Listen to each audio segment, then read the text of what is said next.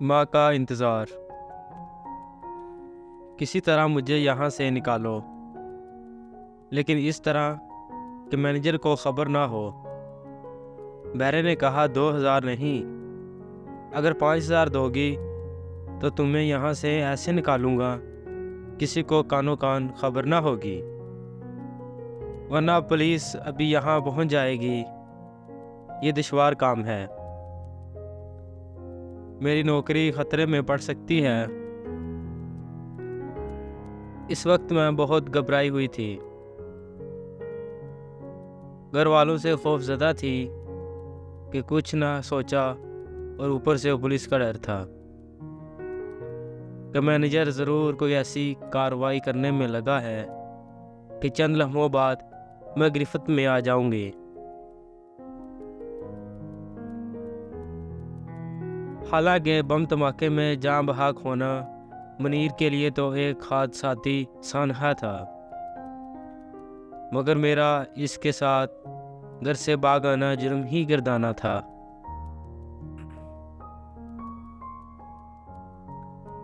बस मैंने 5000 बेरे को दिए और इसने मुझको होटल से बाहर जाने का दूसरा रास्ता दिखा दिया।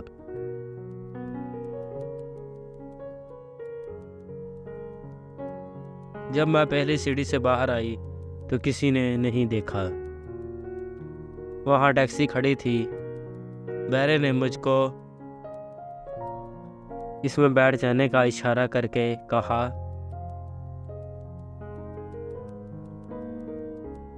कि ये तुमको मेरे घर ले जाएगी। वहाँ जाकर आराम से बैठ जाना और मैं ड्यूटी ख़त्म करके आ जाऊँगा। फिर तुम जहाँ कहोगी तुमको पहुँचा दूँगा। मुनीर का सामान मैंने होटल में रहने दिया था, सिर्फ अपना बैग जिसमें मेरे कपड़े, नकदी और कुछ जेवरात थे साथ लिया। टैक्सी ड्राइवर ने मुझे बेरे के घर के दरवाजे पर उतार दिया। शायद वो इसको जानता था। बेरे का नाम इफ्तिखार था और ये ठीक आदमी नहीं था।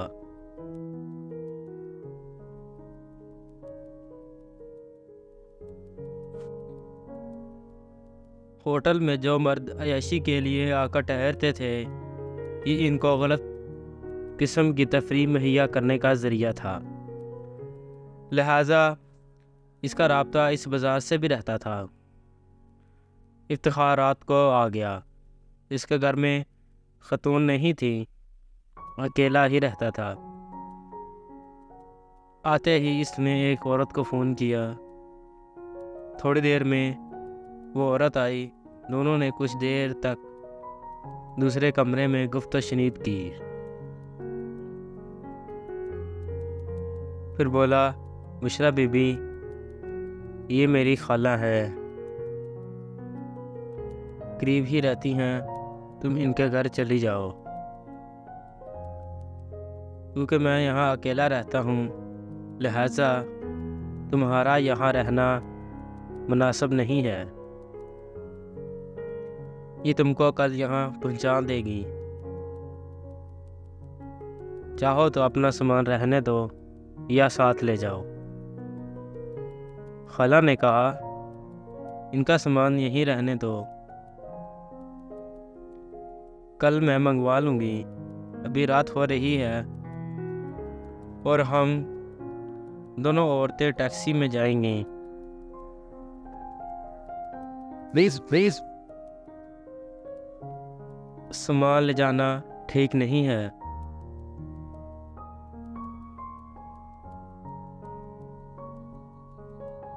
हो सकता है कि इन बैग में जेवर वगैरह या कोई कीमती सामान भी हो।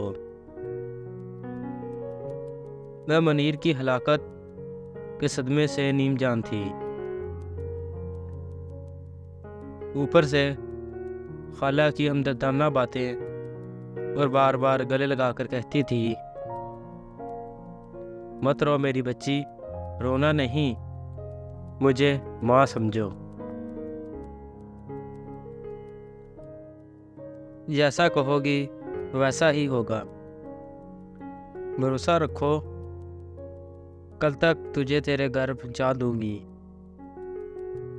इस शातिर औरत ने मेरा सामान इफ्तिखार के हवाले किया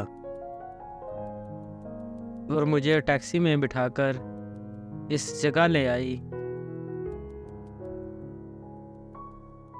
जिसको बाज़ार हुस्न कहा जाता है।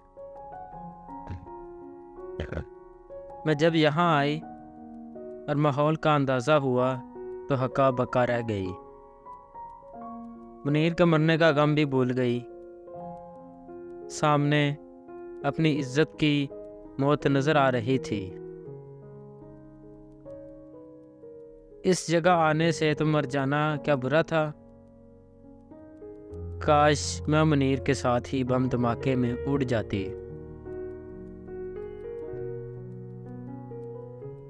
मैं थर थर कांप रही थी, हाथ पैर फूले हुए थे।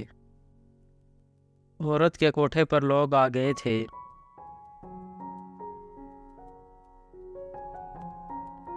मेरी आंखें हैरत से फटने लगीं कि इनमें एक पुलिस अफसर के साथ मेरा कज़न मनसब खान भी था। मनसब को देखकर समझ में ना आ रहा था कि रोऊं या हंसूं। मैं हिम्मत करके पर्दा हटाकर इसकी तरफ दौड़ी और इसके पास जाकर रोने लगी। वो भी मुझको देखकर हैरान परेशान हो गया। तो मैंने कहा, मनसब, मैं रास्ता भूल गई थी और ये लोग धोखे से यहाँ लाए हैं। खुदा के लिए मुझे यहाँ से ले चलो। कब लाए ये तुमको? अभी थोड़ी देर पहले, मैंने जवाब दिया। अच्छा, फिक्र ना करो। इसने अपने पुलिस अफसर दोस्त से कुछ कहा और इसने बाला खाने की मालका को आड़े हाथों लिया।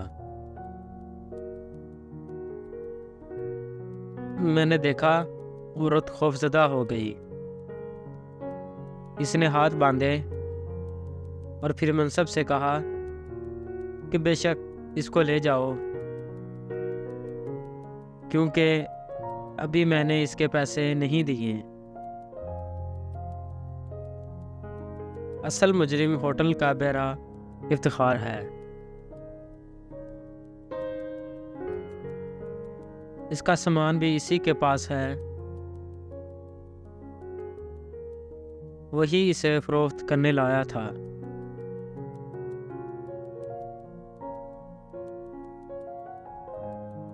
मनसब मेरी सौतेली वालदा का भांजा था। वो मुझे साथ ले आया और अपने दोस्त पुलिस वाले से कहा कि ये मेरी खाला की बेटी है, इसलिए बात नहीं निकलनी चाहिए, वरना खानदान की बदनामी होगी।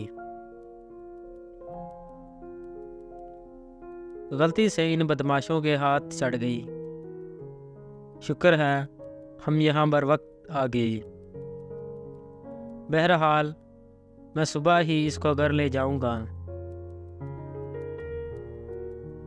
तुम इफ्तिखार से इसका बैग बरामद करवाओ, जिसमें इसका शिनाख्ती कार्ड, जेवर और नकद रकम है। वो रात मैंने मनसब के साथ गुजारी। अगरचा मेरा दिल मुनीर के लिए दुख से भरा हुआ था, मगर मैंने मनसब पर यह ज़ाहिर होने ना दिया। तो मुझको मुनीर का दुख है और मैं इसके लिए रो रही हूँ।